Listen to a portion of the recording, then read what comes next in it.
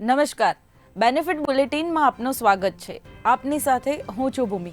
ફટાફટ નજર કરીશું આજના મહત્વના સમાચારો પર। સુરતના લિંબાયત ઝોનમાં કેમિકલ યુક્ત પાણી ડ્રેનેજમાં છોડતા 103 યુનિટ સીલ કરાયા। વરાછામાં પણ 6 યુનિટ સામે કાર્યવાહી થઈ। આ ડાઇંગ યુનિટો દ્વારા ટ્રીટમેન્ટ વગર છોડવામાં આવતું પાણી નદીમાં ભળી જળ પ્રદૂષણ ફેલાવતું હતું, જે લોકોના સ્વાસ્થ્ય માટે જોખમી હતું। પાલિકાએ કડક કાર્યવાહી કરી। અનિરુદ્ધ સિંઘ રીબડાના પેટ્રોલ પંપ પર ફાયરિંગ કરનારા 2 શખ્સ ઝડપાયા। એલસીબીએ યુપીથી દબોચી લીધા। હત્યાના આરોપી હાર્દિક સિંહ જાડેજાના કહેવાથી ફાયરિંગ કર્યું હોવાની કબૂલાત કરી।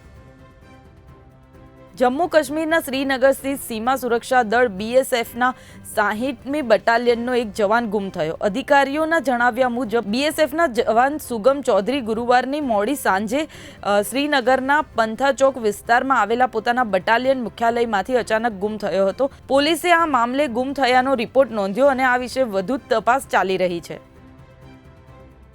આજથી 19 કિલોગ્રામનું કોમર્શિયલ ગેસ સિલિન્ડર ₹34.50 સસ્તું થયું છે।